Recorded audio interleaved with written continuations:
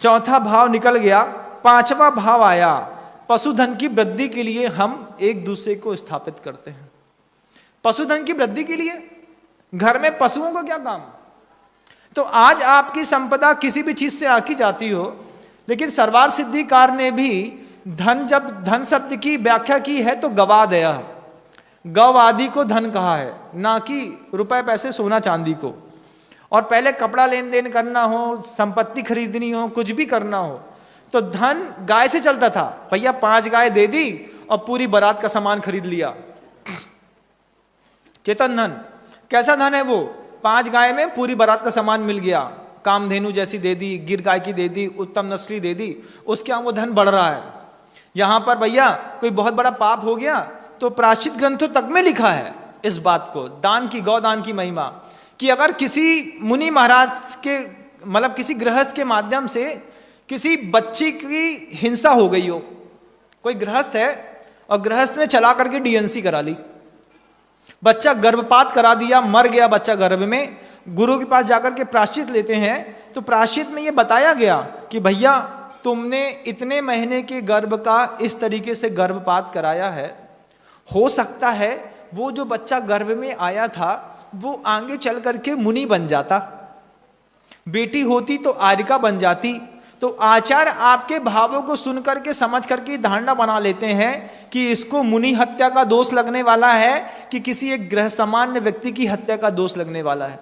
और गुरुओं को जब ऐसा लगता है कि तुम्हारे गर्भपात से किसी मुनि की हत्या हो गई, जो कालांतर में चल करके मुनि बनता है, गर्भपात कितना महंगा है बंधु, ध्यान रखना, किसी मुनि और आर्यिका की हत्या का दोष भी लग सकता है गर्भपात से।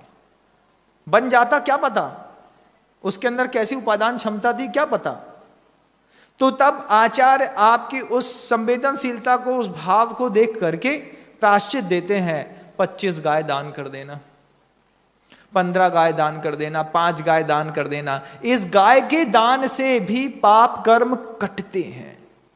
और इसीलिए गुरुदेव ने बहुत कुछ सोच करके शांति धारा दुग्ध योजना की शुरुआत की, कि इसके माध्यम से वो जो ऋषि मुनियों की प्राचीन परंपरा थी गौदान करने की, और गौदान के माध्यम से गृहस्थों के कई पाप कटते हैं, वे सारे पाप किसी भी जीवन में हो गए हों, किसी के जीवन में हो गए, कुछ पता तो चलता नहीं, जानते तो हम है नहीं, लेकिन वे श्रावक अपने पाप कर्म से अपने आप को हटाने के लिए अगर शांति धारा दुग्ध योजना के माध्यम से गौदान भी कर देंगे तो उनके उन पापों से बेचारे ये उन्ऋण होकर के निकल जाएंगे। गुरुदेव कितना सोचते हैं। अब ये भी जानते हैं कि वर्तमान की परिस्थिति ऐसी है कि जिस किसी को दान देंगे वो गाय को पाल नहीं पाएगा, तो शुद्ध ब्रह्मचारियों को लगाया वहां पर कि आप लोग रह करके इन गायों की सेवा करो। इस गाय की सेवा करने से वे बहुत सारे गृहस्थ जो गाय पाल नहीं पाते लेकिन पाप करते हैं, वो पाप से मुक्त हो जाएंगे। इनकी सेवा करके तुम पाप से मुक्त हो जाओगे, और तुम्हारी सेवा करने से ये जानवर भी पाप मुक्त होकर के धीरे से अपनी यात्रा में निकल जाएंगे। तो उन गायों के बीच में भी सम्यक दर्शन की प्राप्ति हो जाती है। उनको रोज नमोकार मंत्र सुनाया जाता है, शुद्ध छना पानी पिलाया जाता है, प्राकृतिक सौम्य वातावरण में रखा जाता है। आपके एक गाय के दान से, 2 या 5 गाय के दान से कितनी बड़ी वस्तु व्यवस्था संचालित और सुदृढ़ रूप से चल रही है। दूर से देखने पर लगता है कि लीक से हट करके कोई काम किया जा रहा है, लेकिन जब करीब से देखते हैं तो समझ में आता है कि गौदान से कितने बड़े पाप को हमने काट लिया। हो सकता है आपके गौदान से आप जन्मांतरों में किसी मुनि हत्या के दोष से, मुनि निंदा के दोष से निंदित हुए होंगे, वो पाप इस बार दान देने से कट गया, उनकी रक्षा करने से कट गया।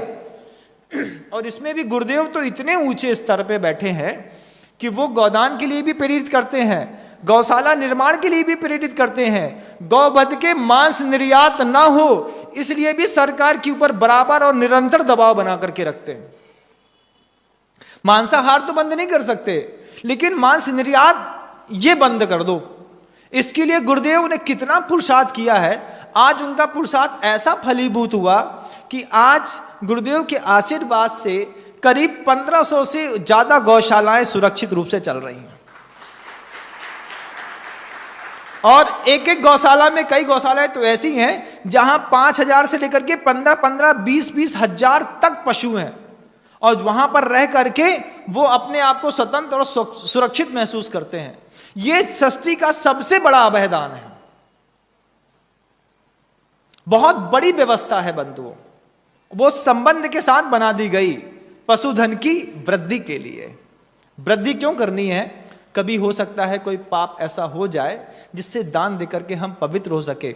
गुरुदेव की वो शांति धारा का जो प्रकल्प था, उस प्रकल्प के पीछे दुनिया को दिखा कि आचार्य श्री दूध डेयरी खोलना चाहते हैं या फिर पनीर बेचना चाहते हैं, घी निकालना चाहते हैं, जबकि शुद्ध आहार और शुद्ध विहार के लिए आपने पहले ही एक परिक्रमा लगाई है गृहस्थ जीवन के लिए। आज आप जो 400 450 रुपए किलो का घी घर के अंदर खाते होंगे, उसमें आधा डालडा, आधी चर्बी और घी का एसेंस रहता है। जब शुद्ध खाओगे और शुद्ध की कीमत पता चलेगी, तब पता चलेगा कि 2-2 हजार रुपए किलो बिकता है। और आपकी ताकत नहीं है, इसलिए वो दिल्ली बंबई से लेकर के विदेश तक बिकता है। बिकता है, कीमत को पता होगा किसी की, तब तो बिकता है। अपनी अपनी धारणाओं का खेल। तो चौथा फेरा लगा दिया आपने परिवार की, पशु की वृद्धि के लिए। उसके बाद 5वां फेरा लगाया सखा भाव के लिए। सखा भाव क्या है?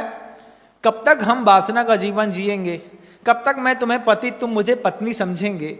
एक वक्त जीवन में ऐसा भी आए जब हम एक दूसरे को मित्रवत व्यवहार करें, हम एक दूसरे को भाई और बहन के जैसा व्यवहार करें। महाराज, पत्नी के अंदर बहन की दृष्टि कैसे हो सकती है?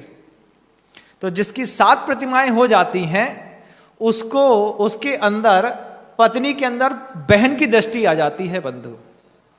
7वीं प्रतिमा के व्रत लेने के बाद जब वो अपनी ही स्त्री से ब्रह्मचर्य, कुशील संबंधी चीजों का त्याग करके ब्रह्मचर्य को स्वीकार कर लेता है, तो अपनी पत्नी को बहन के समान मानता है और उसके रक्षण और पोषण की जवाबदारी होती है। और कह देते हैं साफ साफ, कल तक तुम मेरी पत्नी थी, आज मैंने 7 प्रतिमा के व्रत ले लिए, आज से तुम मेरी बहन हो। और इस भाव को स्वीकार करके पत्नी अपने पति के हाथ में राखी बांध देती है कि आज से मैंने तुमको अपना भाई स्वीकार किया, अब तुम मेरी बहन के जैसी रक्षा करना। एक ही जीवन में एक ही स्त्री से इस तरीके के पवित्र संबंध बनाने की कला भी भारतीय संस्कृति में हमको सिखाई गई, लेकिन हम उस भाव से आज भी मुक्त नहीं हो पाए। 80 साल के व्यक्ति से कहो ब्रह्मचर्य का नियम ले लो आजीवन, बोले महाराज जी अभी कृष्ण पक्ष का है और शुक्ल पक्ष की अभी हम साधना कर रहे हैं, धीरे से वो भी हो जाएगा। सुनते हैं तो बहुत शर्म आती है। आप लोग खुद अपने अंतर मन को टटोलिएगा। 70 साल की उम्र हो गई, 72 साल की उम्र हो गई, क्या आप स्पर्शन इंद्रिय के उस भाव से मुक्त हो पाए? आज भी लगता होगा, अरे क्या बताएं। हमने देखे ऐसे लोग जिनकी टांगे दोनों खराब, संलेखना की तैयारी, और आकर के हमसे कहते हैं महाराज किसी को भी देखता हूं तो मुझे लगता है कि वो मेरी तरफ देख रही है। हमने कहा भगवान तुम्हारी 7 प्रतिमा है। बोले महाराज मेरे ऐसे पाप कर्म का उदय है कि मुझे यही लगता है कि 7 प्रतिमा के व्रत हैं, भाव ऐसा पैदा होता है मैं नरक में चला जाऊंगा तो मेरी कैसी दुर्गति होगी। तो गुरुदेव के पास जब लेकर के गए तब उनकी दृष्टि खुली और फिर उन्होंने 27 उपवास के साथ संलेखना के व्रत ग्रहण की और अपना समाधि मरण किया। ऐसे भी लोग हैं धरती पर। वो सखा भाव भी पैदा करना,